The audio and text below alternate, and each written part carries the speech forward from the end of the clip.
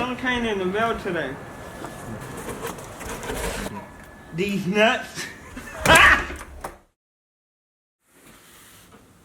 Okay, welcome back to another episode of JackUltraGamerr Unboxes Stuff. Today, Thrustmaster Wheel. And this is actually something that I could really use. So, the folks at Thrustmaster, or anyone related to there, have been kind enough to actually send me one of their best high quality TMX wheels right here.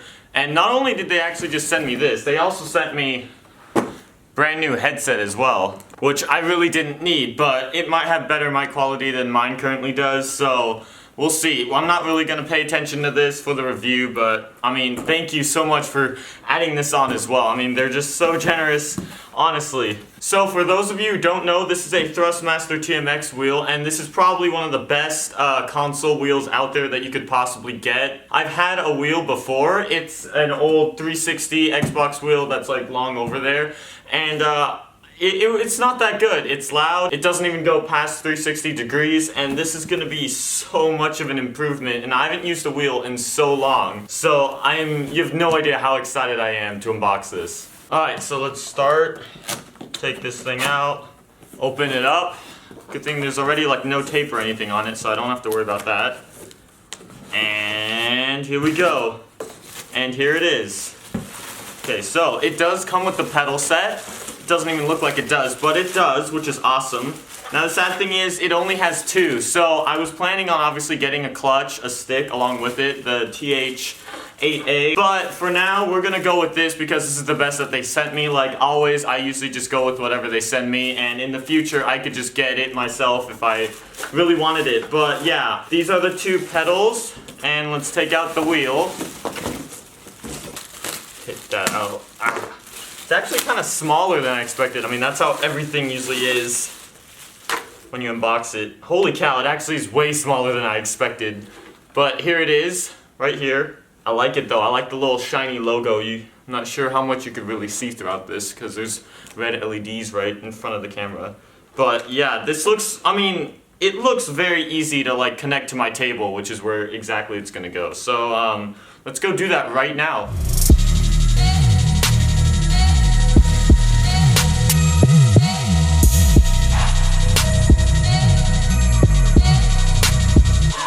Alright, so we have everything set up now. We have the wheel right here. This is where I'm going to put it, and then the pedals are connected. Everything's connected and running. We're loading up Horizon 3 right now. It looks good. So far, I sat down in my chair. I mean, it's amazing. I have my racing chair now to go with my racing steering wheel. So we have A right there. Let's start.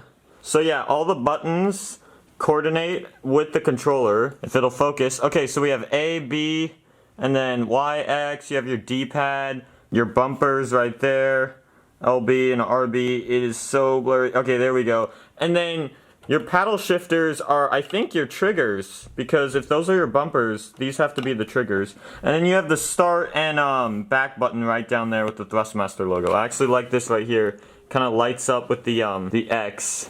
And it also adds a couple wires and stuff. The only hard thing to figure out is if I do need the Switch, because obviously I do play other games than Forza on my free time. If I do need the Switch, I'll either just leave it there, or it is going to be kind of a pain to kind of swap things out and on. It's not very practical in the sense of just kind of moving it around and stuff, which I understand. It's not meant to be like that, but yeah, it just adds on more wires. If I already have my wire games already pretty bad. I mean, some people say it's terrible. I think if you're actually here, you realize that most of it's all hidden, and I don't really care. It's alright for the setup. But anyway, yeah, we're loading in.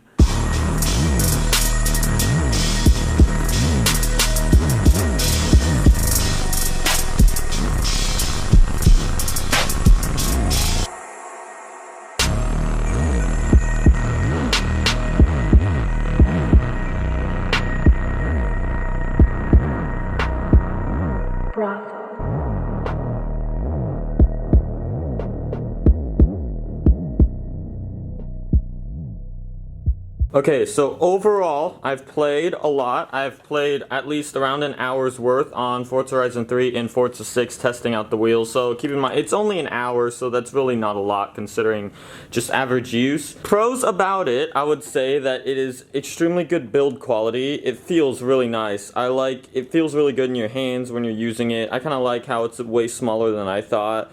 And the only problem with build quality, I'd say, besides that, is the pedals, because the accelerator is perfect right there, but the brake, however, is a lot more stiff, which is a lot like a real-life car. But then if I do this with my foot, it kind of lifts up that right there a lot, and that's what happens, and that's kind of a problem. And using it on the games, I'd say it does feel a lot different than whenever I drive a real-life car. Whenever I drive my car, it just doesn't really feel the same at all, but that's not saying that it feels terrible. It's just maybe I have to get used to the force feedback a lot, or maybe Forza just isn't the right game for this, because Forza isn't exactly the perfect simulator for wheel-based games. So yeah, I don't know about that. That's just an opinion-wise thing. The paddle shifters are definitely probably my new favorite thing about this. People have complained about the little like clicking sound that you hear. I think that's probably one of the best things about it. I love hearing that sound, and if you don't like it, I usually have my headphones on listening to the game audio as well as doing this. So yeah, they're nice. Maybe they're a bit sharp right here, so if you're like doing really fast movements and your finger gets kind of like caught throughout them, that's one thing I noticed, and it kind of hurts a little bit, but I don't know, maybe that's just how I position my hand. So yeah, it's opinion-based things, and for the price and what it's worth, I say you should get it. If I'm going to keep on using the wheel, I'm definitely going to buy the pedal set and the add-on shifter, because obviously I'll need a new pedal set anyway, because you need the clutch that comes along with it. So, I mean, I'll pretty much ignore all the problems. Yeah, the only main problem is probably the pedals for me, and just getting used to the force feedback of things, because yeah, I haven't used the wheel in so long. So hopefully you guys enjoy this little review about it. Definitely think that you should go out and get it, and this will be JackUltraGamerr signing off.